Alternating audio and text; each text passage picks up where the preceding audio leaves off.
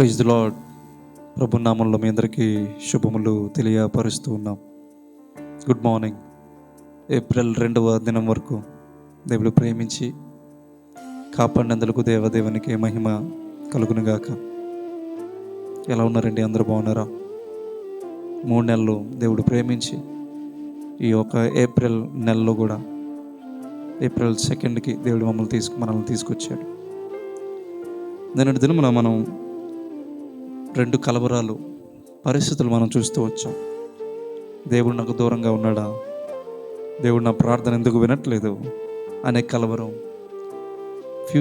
భవిష్యత్తును గురించిన కలవరం. ఈ 2 కలవరాలు కూడా మనం చూస్తూ వచ్చాం. కాబట్టి ఈ యొక్క దినమున డియర్ బ్రదర్స్ అండ్ సిస్టర్స్, మరికొన్ని కలవరాలు మనం చూద్దాం. ఆనాడు శిష్యులకి ఎన్నో కలవరాలు ఉన్నాయి. ఎగ్జాక్ట్గా వారి కలవరాలు ఏంటో మనం చూడడానికి ప్రయత్నం చేద్దాం. యేసు ప్రభువు వారిని విడిచి పరలోకానికి ఎక్కిపోయే సమయం, సిలువకు సమీపంగా వెళ్ళే సమయం ఆసన్నమైంది. వారిలో ఉన్న కలవరం ఏంటంటే 3వ కలవరం, శ్రమల కలవరం, ఫియర్ ఆఫ్ పెర్సిక్యూషన్. ఈనాడు చాలామంది కూడా నేను యేసుక్రీస్తు ప్రభువాన్ని విశ్వాసం ఉంచితే ఆయన కొరకు ఏ శ్రమ పడవలసి వస్తుందో, ఎటువంటి వ్యతిరేక పరిస్థితులు ఎదుర్కోవాల్సి వస్తుందో, ఎటువంటి టెస్టింగ్ గుండా నేను వెళ్ళాల్సి వస్తుందో, ఎన్ని రిజెక్షన్స్ నేను ఫేస్ చేయాల్సి వస్తుందో, ఎటువంటి నింద, ఎటువంటి అవహేళన బంధువుల నుంచి, స్నేహితుల నుంచి, ప్రియుల నుంచి, ఎటువంటి అబాండన్మెంట్, ఎటువంటి తిరస్కరణ, రిజెక్షన్, ఎటువంటి ఒంటరితనం నేను అనుభవిస్తానేమో అని చెప్పి చాలామంది ఆ భయాల్లో, ఆ కలవరాల్లో జీవిస్తూ ఉంటారు. ఆనాడు యేసుప్రభువు వారి యొక్క శిష్యులు కూడా they saw that Jesus was hated by religious leaders and knew they could be targeted too.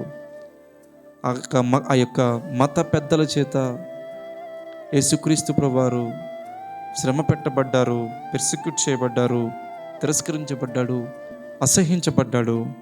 ఇప్పుడు శిష్యుల ఆలోచన ఏంటంటే మేము కూడా అలాగే లోకం చేత అసహించబడతామా, టార్గెట్ చేయబడతామా అనే ఆలోచన. వాళ్ళు ఆలోచిస్తున్నారు, if they kill Jesus won't they come for us next. వారు ఒకవేళ యేసుప్రభువు వారిని చంపేస్తే తర్వాత మా దగ్గరికి కూడా వస్తారు కదా అన్నట్లుగా వారు ఆలోచన చేస్తున్నారు. వారు ఎంతగా భయపడ్డారంటే తర్వాత మనం చూడొచ్చు, పేతురు 3 సార్లు నేను ప్రభువుని ఎరుగును అని చెప్పి చెప్పడం మనం చూస్తాం. ఆయన్ని వెంబడించడం ద్వారా, ఆయన్ని అనుసరించడం ద్వారా మా జీవితాలకు ప్రమాదమా అన్న అనుమానాలు, కలవరాలు వారి జీవితాల్లోకి వచ్చేసాయి. ఇదే పరిస్థితి ఈనాటి క్రైస్తవ్యానికి మనం ఆపాదిస్తే వర్క్ ప్లేసెస్లో, జాబ్స్లో, వ్యాపారంలో, కాలేజెస్లో, స్కూల్స్లో, లేదా కుటుంబ కుటుంబాల దగ్గర అనేకమైన సవాళ్ళు, రిజెక్షన్స్, పెర్సిక్యూషన్స్, అనేకమైన ఛాలెంజెస్ వారు ఎదుర్కొంటూ వస్తూ ఉన్నారు. అయితే ఇటువంటి పరిస్థితుల్లో దేవుడు నీతో కూడా ఉన్నాడన్న సంగతి నువ్వు జ్ఞాపకం చేసుకో. ఆయన కొరకు నువ్వు నిలబడాలి అని జ్ఞాపకం చేసుకో. Will I be mocked for being a Christian? నేను క్రైస్తవుడిగా ఉంటున్నందుకు నేను అపహాస్యం చేయబడతానా అని చెప్పి ఒకవేళ నువ్వు ప్రశ్నతో ఉన్నావేమో. అలాంటి శిష్యులు కూడా అటువంటి ప్రశ్నలతో ఉన్నారు. Will I lose relationships if I follow Jesus fully? యేసుక్రీస్తు ప్రభువు నేను సంపూర్ణంగా ఆయన్ని వెంబడిస్తే నా యొక్క ప్రియుల్ని, ఈ యొక్క సంబంధాలని నేను కోల్పోతానా అని చెప్పి మరికొంతమందికి అటువంటి కలవరాలు ఉంటాయి. మరికొంతమందికి can I stay faithful under pressure? ఈ ప్రెషర్ సిచ్యువేషన్స్లో ఉక్కిరి చేస్తున్న పరిస్థితులు నేను దేవుని కొరకు విశ్వాసంతో ఉండగలనా, క్రీస్తు యేసు కొరకు అలా విశ్వాసంతో ఉండగలని చెప్పి ఆలోచన చేస్తారు. యోహాను సువార్త 16:33 ఒక అద్భుతమైన మాట రాయబడింది. In this world you will have trouble. ఈ యొక్క లోకములో మనకి శ్రమ కలుగుతుందట, కలవరాలు కలుగుతాయట. You will have trouble but take heart, I have overcome the world. కానీ ధైర్యం తెచ్చుకోండి, నేను లోకాన్ని జయించాను. నిజమేనండి. ఇటువంటి పరిస్థితుల్లో ఫియర్ ఆఫ్ పెర్సిక్యూషన్ మన జీవితాల్లో ఉన్నప్పుడు అలాంటి శిష్యులు కూడా అటువంటి పరిస్థితులు ఉన్నారు. కానీ నువ్వు భయపడకు, ధైర్యం తెచ్చుకొని నువ్వు ప్రభు కొరకు నిలబడు. అదేవిధంగా మరొక 4వ కలవరం ఏంటంటే దేవుని యొక్క ప్రణాళిక విషయంలో కలవరం. ఏంటి అసలు దేవుని ప్రణాళిక? ఏంటి అసలు దేవుని యొక్క ఉద్దేశం? ఏంటి అసలు దేవుని యొక్క ప్లాన్? ఏంటి అసలు దేవుని యొక్క పర్పస్ నా జీవితంలో? అర్థం కావట్లేదు. అన్నట్టు శిష్యులు కూడా అదే అర్థం కాలేదు. మేము మెస్సయ్య వచ్చాడు అనుకున్నాం, రాజ్యాన్ని స్థాపిస్తాడనుకున్నాం, రాజుగా ఆయన ఊరేగించాలనుకున్నాం, పొలిటికల్ కింగ్గా ఆయన మారుతాడని చెప్పి అనుకున్నాం, రాజకీయ పరంగా రాజుగా ఆయన అవుతాడేమో, రోమా సైన్యాన్ని రాజ్యాన్ని మనం తుదముట్టించవచ్చు, ఇక మనకంతా సంతోషమే అని చెప్పి మేము అనుకున్నాం. కానీ యేసు ప్రభువా నీవేంటి సిలువకు ఎక్కడం కోసం మాట్లాడుతున్నావు, మాకు దూరంగా వెళ్ళిపోతానంటున్నావు? ఇవన్నీ మేము ఎక్స్పెక్ట్ చేయట్లేదు. మాకు నీ ప్రణాళిక, నీ యొక్క ఆలోచనలు, అసలు గాడ్స్ ప్లాన్ ఏంటో మాకు అర్థం కావట్లేదు అన్నాడు. శిష్యుల యొక్క కలవరం కూడా అదే, దేవుని ప్రణాళిక విషయంలో కలవరం. ఏం జరుగుతుందో అర్థం కావట్లేదు వారికి. చాలామంది విశ్వాసులు కూడా ఇదే కలవరాన్ని, ఆనాటి శిష్యుల కలవరాన్ని ఇప్పటి జీవితాలకి మనం ఆపాదిస్తే, అనేక మంది విశ్వాసుల కలవరాలు ఏంటంటే, దేవుడు నన్ను స్వస్థపరుస్తాడేమో అనుకున్నాను, కానీ ఇంకా నేను అనారోగ్యంతోనే ఉన్నాను. దేవుడు నా కుటుంబాన్ని కడతాడేమో అనుకున్నాను, ఇంకా నా కుటుంబం విరిగిపోయిన కుటుంబంగానే ఉంది. దేవుడు నాకు చక్కని జాబ్ ఇస్తాడేమో అనుకున్నాను, ఇంకా నాకు ఐఎమ్ జాబ్లెస్. దేవుడు నా యొక్క జీవితంలో మంచి ఆర్థిక పరిస్థితి, సమృద్ధిని ఇస్తాడనుకున్నాను, ఇంకా నా పరిస్థితులు అలాగే ఉన్నాయి. అంత మాత్రమే కాదు, నా పరిస్థితులు ఇంకా అధ్వానంగా మారిపోయి, things are getting worse and worse. నా దేవుడు నా యొక్క సిచ్యువేషన్ని ఫిక్స్ చేస్తాడని చెప్పి అనుకున్నాను. I thought God would fix my situation, but things got worse. దేవుడు నా పరిస్థితులు ఆయన చక్కదిద్దుతాడేమో అనుకున్నాను, కానీ ఇంకా ఇంకా ఇంకా జారిపోతున్నాయి పరిస్థితులు. యేసుప్రభువు వారిని వెంబడించడం వల్ల నా యొక్క జీవితంలో ఉన్న పరిస్థితులు చాలా సులభంగా మారుతాయేమో అనుకున్నాను, కానీ ఇంకా కష్టంగా మారిపోతున్నాయి నా జీవితాలు, నా యొక్క జీవితంలో అని చెప్పి నువ్వు అనుకుంటున్నావా? యేసుప్రభువు ఒక మాట మీకు సెలవిస్తున్నారు. ఏ దారి అర్థం కావాలన్న పరిస్థితుల్లో ఆయన సెలవిస్తున్నారు, I am the way, the truth and the life. నేనే మార్గాన్ని, నేనే సత్యాన్ని, నేనే జీవాన్ని.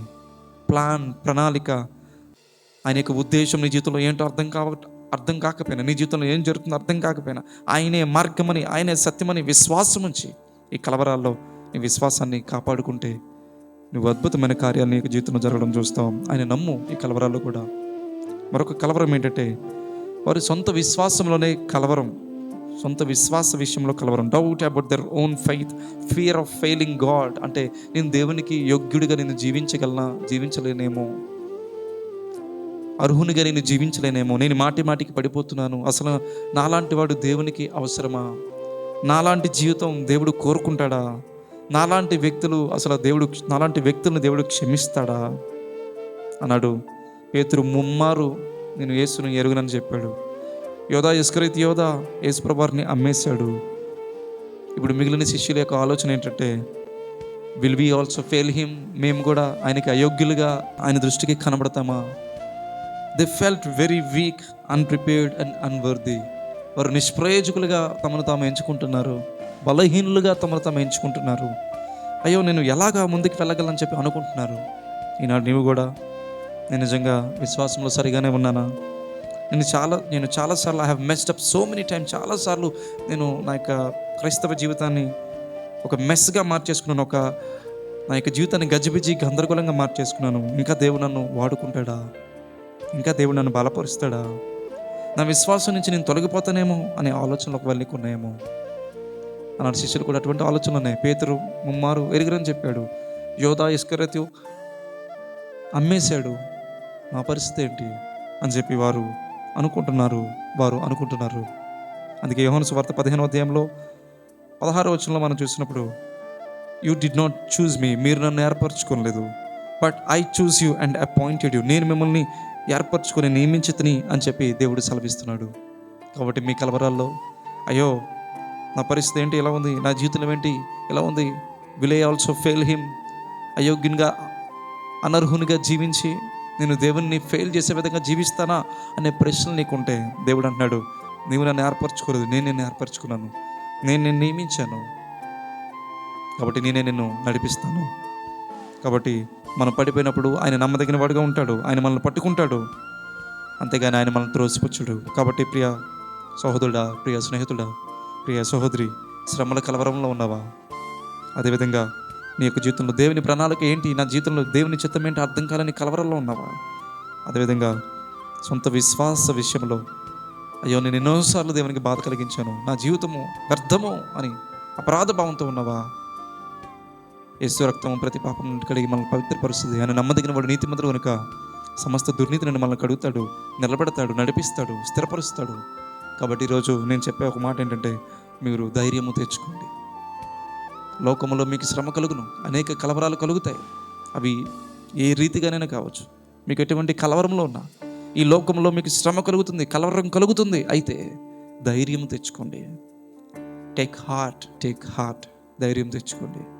ఆ దేవుడు తప్పనిసరిగా ఈ శ్రమల లోయల్లో నుంచి, ఈ కలవరాల్లో నుంచి, ఈ కన్నీటి పరిస్థితుల్లో నుంచి దేవుడు మిమ్మల్ని పైకి లేవనెత్తుతాడు.